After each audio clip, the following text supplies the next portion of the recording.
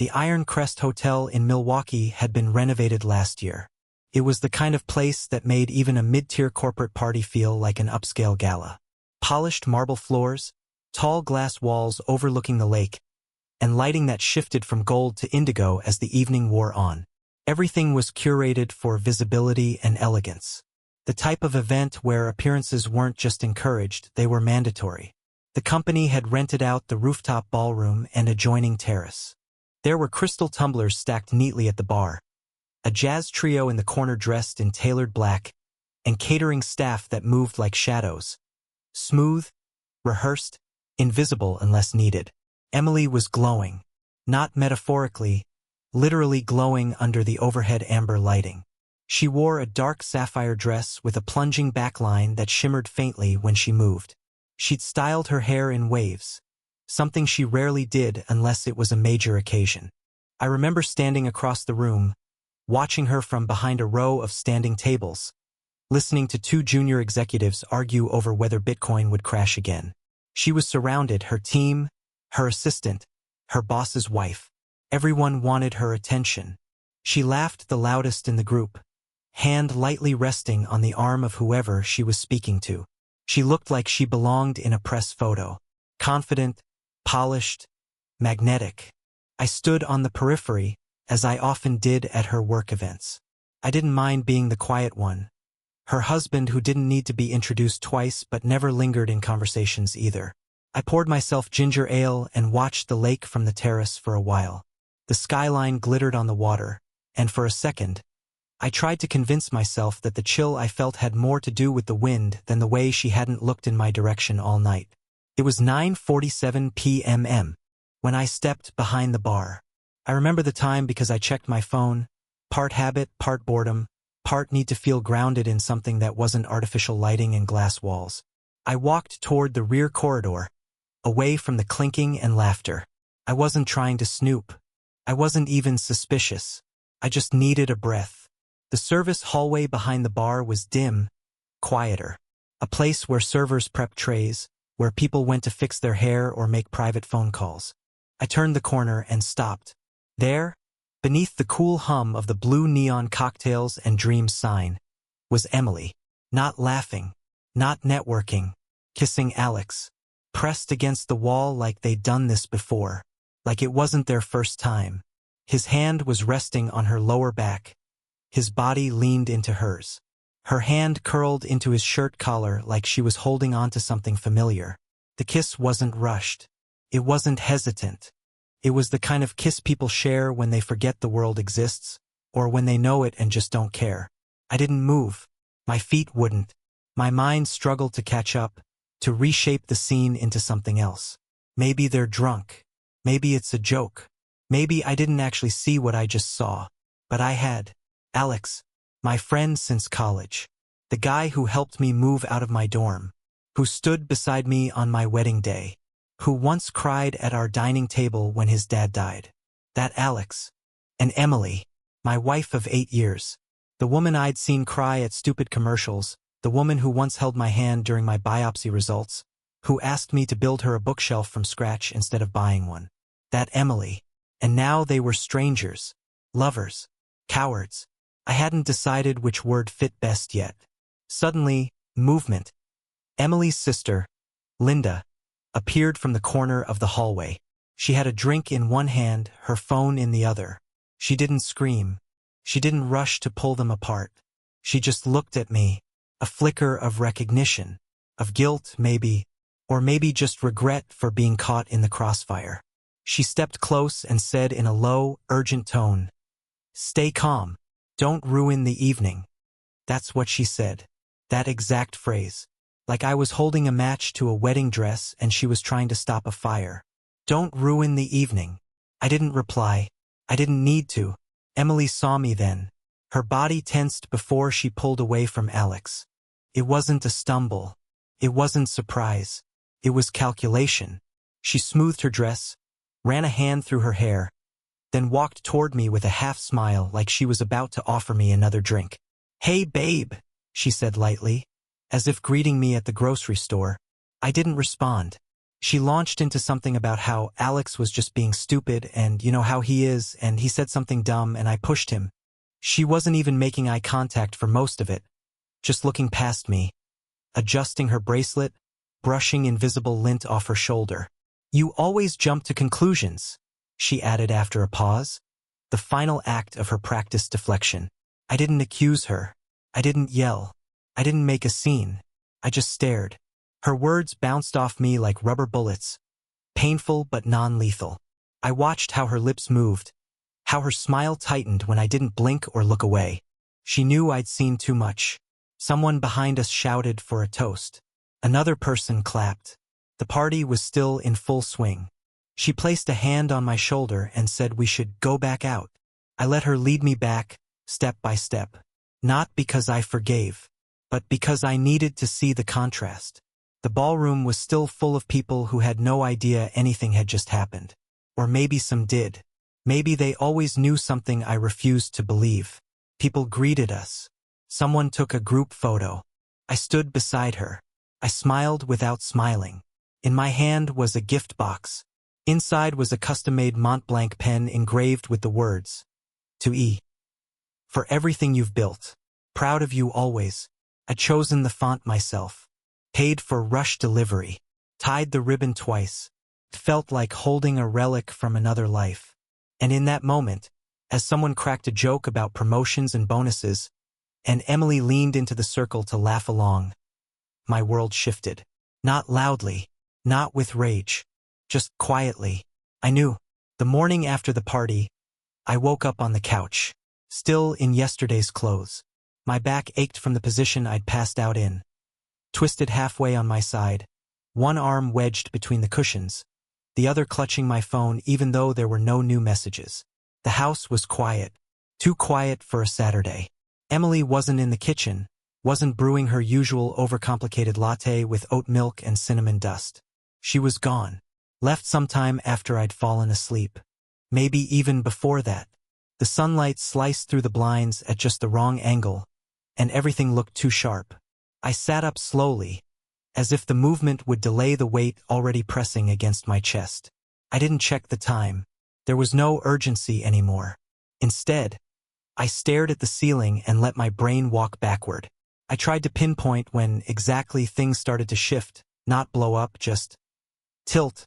When things got off balance, but I convinced myself the floor was just slanted. It wasn't just the kiss behind the bar. That was the explosion. But there had been cracks long before it. I remembered when she changed the passcode on her phone. It had been last October. A small thing. A practical decision, she said. Company policy. New security compliance rules for anyone handling financial data. I believed her. She was working with some new investors. She'd been stressed, distracted, sleeping with her laptop half open beside her. I respected boundaries. I didn't ask to check her phone. Never had. But before October, she never even had a passcode. She used to leave it everywhere, on the couch, in the bathroom, on the kitchen counter while she showered. After that change, though, it was always face down. Always with her. She'd even take it with her when she took out the trash. There was also the change in hours. She began staying out later. Meetings, she'd say. Strategy dinners. "It's a phase," she promised once, wrapping her arms around me from behind as I stood over the sink doing dishes. "We're scaling fast. I'll breathe in a few months." But the months passed. Her breath never slowed. She came home smelling different. Not always perfume, though sometimes it was. Sometimes it was the scent of another bar of soap. A hotel shampoo. A trace of cologne she didn't wear. She'd laugh when I asked about it. Tell me I had a hyper nose. Ask if I was trying to become a bloodhound. And her makeup, it was always fresh. Even after a 12-hour day. Mascara crisp, lipstick still visible. Once I pointed it out. She gave me a look like I was accusing her of a crime. "I keep it in my purse," she said. "I touch up. I like to look presentable." She made me feel stupid for noticing. I remember apologizing. I apologized for noticing. Then there was Linda. Her sister had once been warm to me. We joked easily, shared texts about Emily's quirks, even conspired for her birthday surprise 2 years ago. But slowly, Linda became distant. Not hostile, just careful, guarded, like she knew something I didn't and hated that she did. She stopped asking about my work, avoided sitting next to me at dinners, smiled too tightly. I thought maybe she was overwhelmed with her own life. But now I wondered if she was just avoiding the guilt of complicity, or shame. Or maybe she was just tired of lying to someone who didn't know he was being lied to. But the biggest flag, the one I never should have ignored, was the credit line. It was early January. Emily sat me down at the kitchen table.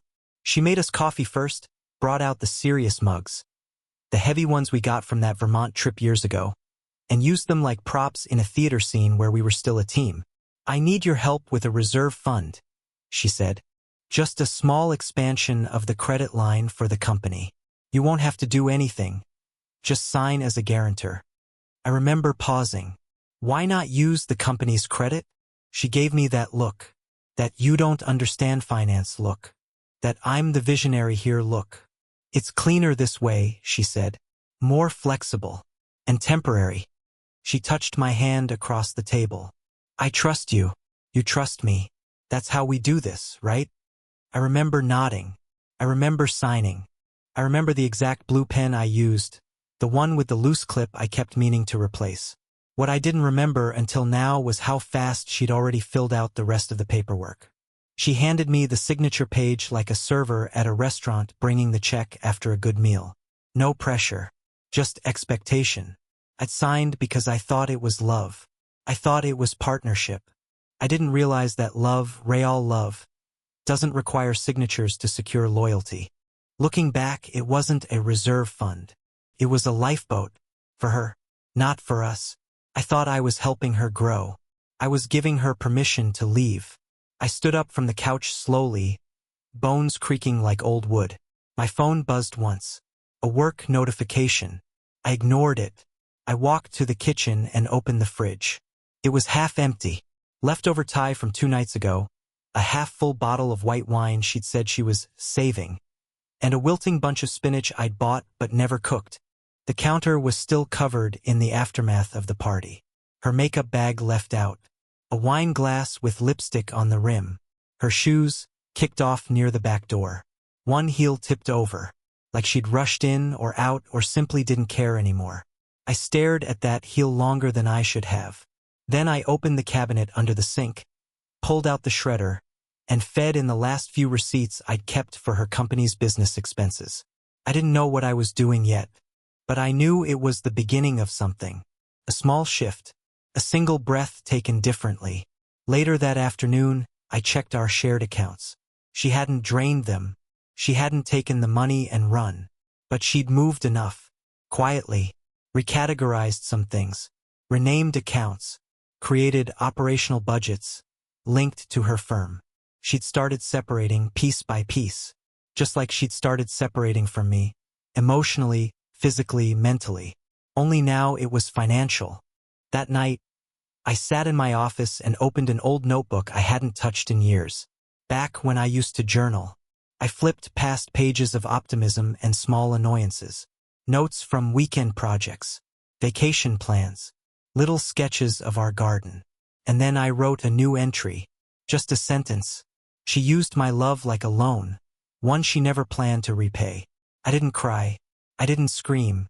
I just sat there, pencil in hand, writing my own terms of understanding.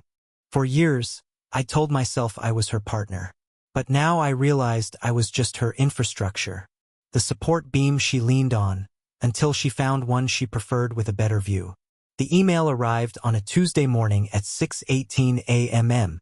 I remember the time because I was already awake, sitting at the kitchen table with a cup of coffee that had gone cold without me taking a single sip. The house was silent except for the refrigerator's low hum and the occasional car passing outside. Emily hadn't come home the night before. She texted just after midnight saying she'd crashed at Linda's place because she was exhausted and didn't want to fight. I hadn't replied. The subject line was blank. No greeting. No explanation. Just an attachment and a single line of text. "You deserve to see this without excuses." For a moment I didn't open it. I stared at the screen like it might blink first. I already knew what it would be. Or at least, I knew it wouldn't be anything that made things better.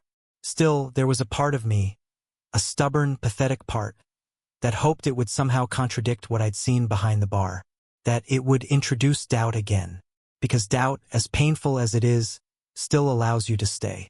I clicked. The attachment was a video file, security camera footage, grainy, slightly tilted, time-stamped in the corner. The date matched the party. The location tag read, Iron Crest Hotel, Service Corridor B. I pressed play. There she was, Emily, clear as day, not distorted by emotion, not filtered by shock, just reality captured from above. She walked into frame first, glancing over her shoulder before stepping closer to the wall. A second later, Alex followed. He said something. I couldn't hear it, but I recognized the way he leaned in, casual, confident, like someone who'd already crossed that line before. She didn't pull away. She smiled. She closed the distance herself. The kiss was longer than I remembered. Slower. His hand slid down her back, rested there, then moved lower. She responded by gripping his shirt tighter, fingers curling like she needed leverage. At one point, she laughed into his mouth. Actually laughed. I felt something inside me detach. Not break, detach. Like a wire being cleanly unplugged. The camera kept rolling. They paused only when footsteps passed nearby. Emily checked the hallway, saw it was clear, and leaned back in again. No hesitation, no fear, no guilt. The kind of comfort that only comes from repetition. I watched the entire thing, twice. By the end, my hands were steady. That surprised me. I'd expected shaking, nausea, something dramatic. Instead, there was clarity, sharp and unforgiving. A few minutes later, a second email came through. Same address, still anonymous. This one explained everything. The sender said they worked hotel security. That during the party, Alex had been drinking heavily at the bar afterward. Bragging, talking too loudly, saying things like, it finally paid off, and she's been done with him for months. And the one line that stayed burned into my brain, I'm basically running the show now. The staffer hadn't intended to get involved. They didn't know me, but they said something about the way Alex laughed, like he was proud of getting away with something, made their skin crawl. So they pulled the footage, saved it, and when they overheard Emily's name and connected it to the event host list, they found my email through a vendor contact sheet. They ended with, I'd want to know. I closed my laptop slowly. There was no confrontation after that. No dramatic scene. No yelling, no throwing things, no desperate questions. Because there were no questions left. Gaslighting requires uncertainty, and uncertainty was gone. Later that afternoon, Emily finally came home. She looked tired but composed, like someone preparing for a difficult negotiation. She started talking the moment she walked in, about stress, about pressure, about how that night had spiraled. She said words like context and miscommunication, and nothing actually happened. I let her talk. Then I turned my laptop toward her and pressed play. She stopped mid-sentence. Her face changed, not into guilt, not into remorse, but into calculation. Damage control.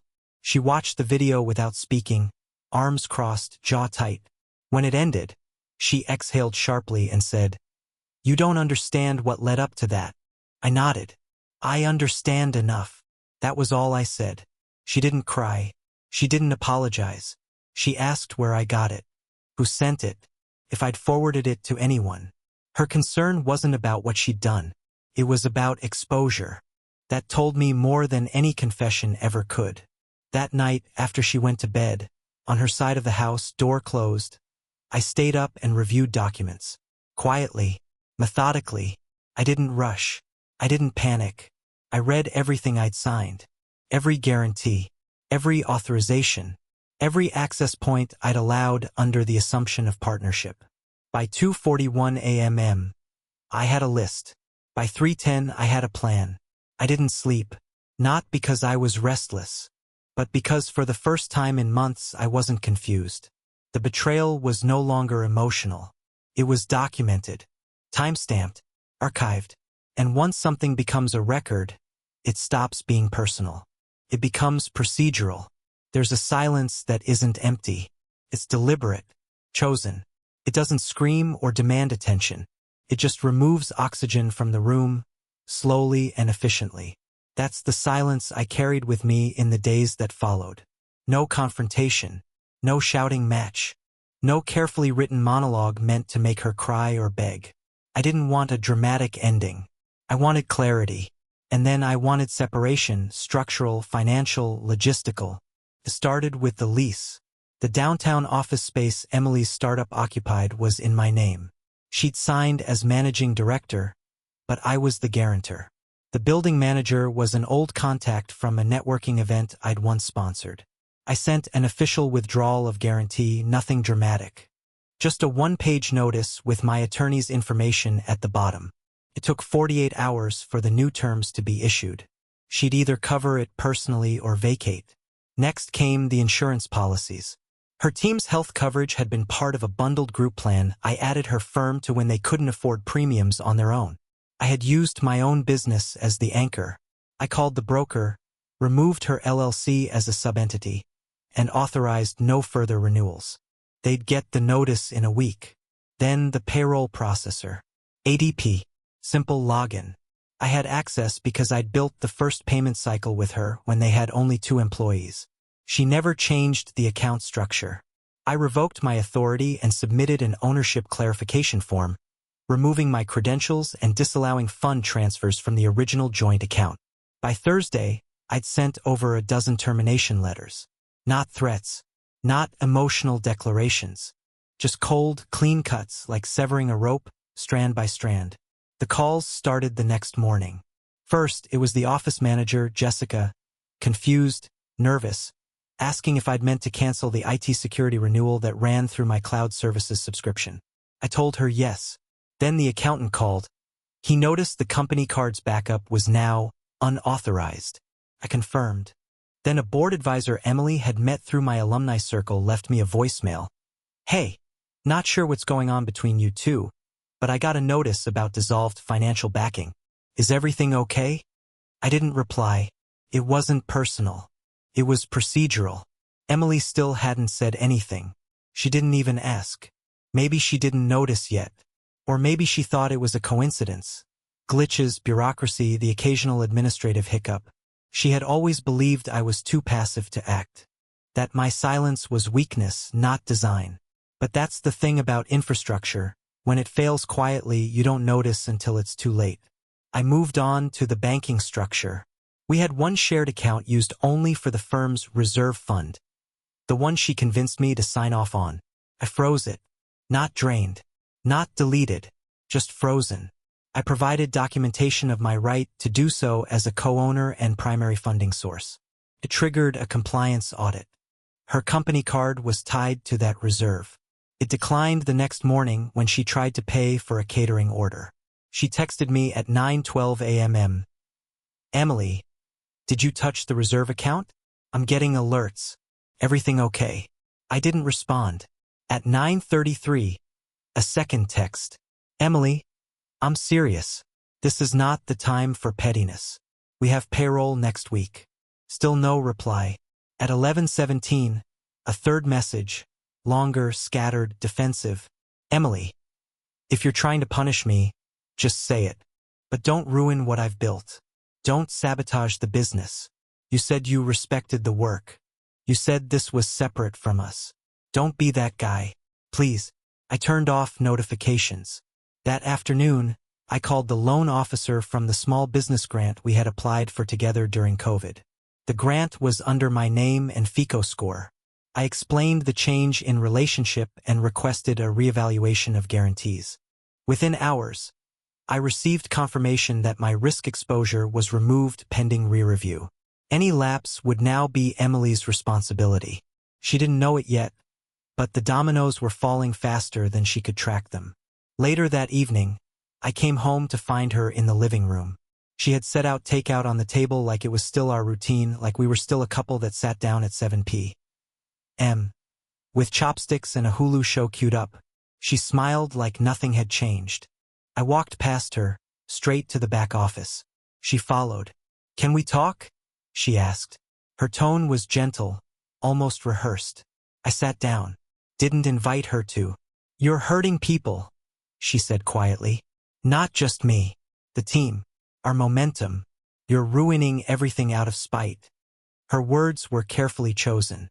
Controlled. She wasn't panicking yet. She thought she could still fix it. I looked at her. Really looked at her and said, "I didn't ruin anything.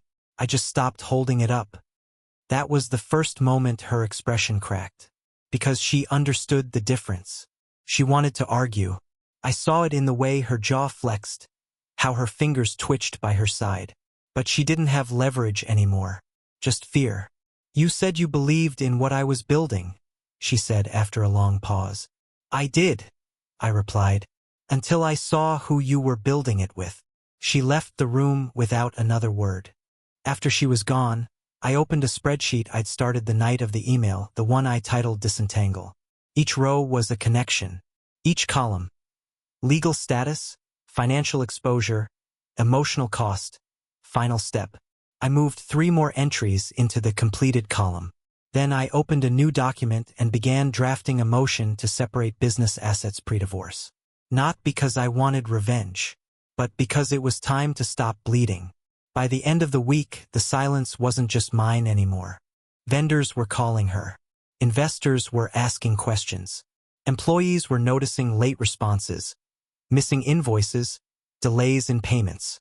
I heard from a former intern that Emily had been pacing around the office, snapping at people, that she'd called a strategy huddle that turned into a 3-hour blame session, that her assistant had quietly taken the rest of the week off. On Friday night, I received one last email from an anonymous Gmail account. It was a forwarded thread between Alex and someone named Nadia. Apparently, Alex wasn't just involved with Emily. He'd been juggling another woman on the side, maybe more than one. The messages were disgusting, mocking. He joked about Emily's desperation, her need to feel like a queen, and even used the phrase easy collateral when referencing her company. The irony didn't even sting anymore. It just confirmed what I already knew. I didn't forward the email to her. I didn't need to. She'd already built her kingdom on sand. I was just done pretending I was part of the foundation. It was the following Tuesday when she cracked. I came home around 6. The air had changed, not just outside, but in the house itself. The kind of shift you can't describe but you feel instantly, like the barometric pressure of a storm no one predicted. The front door was ajar. Not open, but not fully shut. The kind of careless gap people leave when their mind is somewhere else. I pushed it in with 2 fingers and stepped inside. Emily was in the kitchen, still in her work clothes, except nothing about her posture said work.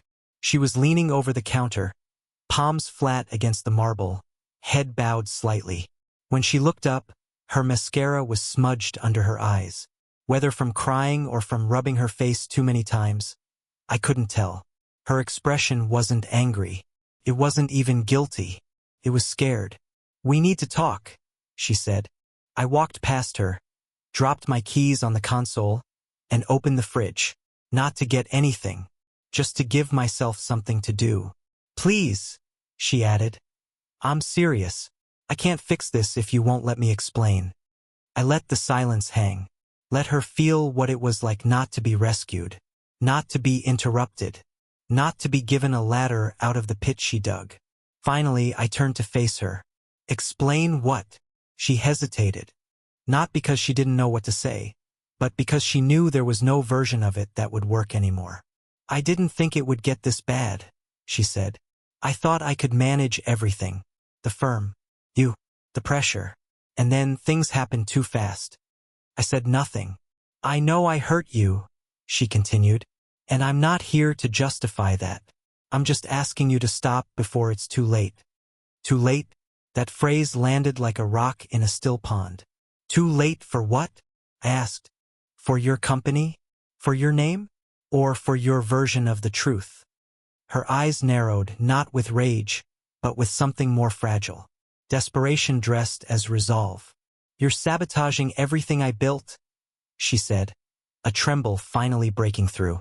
You're not just walking away. You're pulling the whole house down behind you. I stepped closer, but not for comfort. I'm not pulling anything, I said. I just stopped carrying the weight. She opened her mouth to argue, but the words caught in her throat. She closed her eyes and exhaled through her nose like she was trying to slow her own unraveling. I made mistakes, she whispered. But what you're doing, it's cruel. Calculated. You've turned into someone I don't recognize. No, I replied. You're finally seeing who I am without conditions. That silenced her. And for a moment we just stood there. Two people in the shell of something that once looked like a marriage. Then she pivoted. I talked to the bank today, she said, voice steadier. They said you've been removing your name from the lines, the reserves, the corporate cards. I didn't answer. She took that as confirmation. Do you know what that means? I have vendors calling, clients pulling back. My staff thinks we're imploding. That's not my fault, I said. That's just momentum meeting gravity. She stepped forward now, crossing the invisible line we'd kept between us for days. Why are you doing this? She asked, voice suddenly raw. Is this revenge? I shook my head. No, this is relief. She blinked.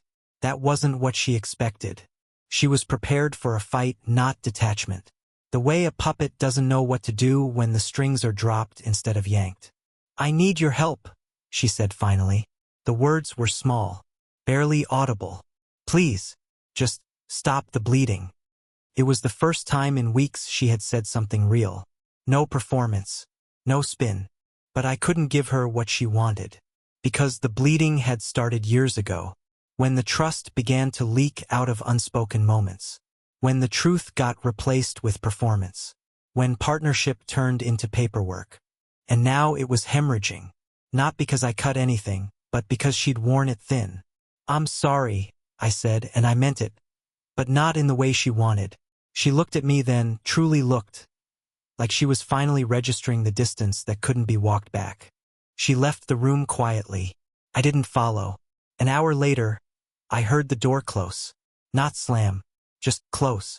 She didn't take a bag. She didn't leave a note. She didn't ask if I'd be here when she returned. And that told me everything. The next morning, I called the property manager for our home, the one I'd handled all communications with since we moved in 5 years ago. I asked for a copy of the lease with amendment options. I requested a clause review. I didn't say I was evicting anyone. I just wanted clarity. By noon, I had a legal pathway to sole occupancy if necessary. At 2:03 p.m., I received a call from a woman named Janet who handled contract law for small firms in the area. She'd been recommended by my accountant. We discussed the structure of Emily's company, its debt load, its liability exposure, its collapse trajectory. Janet's conclusion: it won't hold another quarter without new capital or a miracle. There would be no miracle. That evening, I sat in the backyard and listened to the hum of cicadas. For the first time in weeks, the sound didn't grate on me.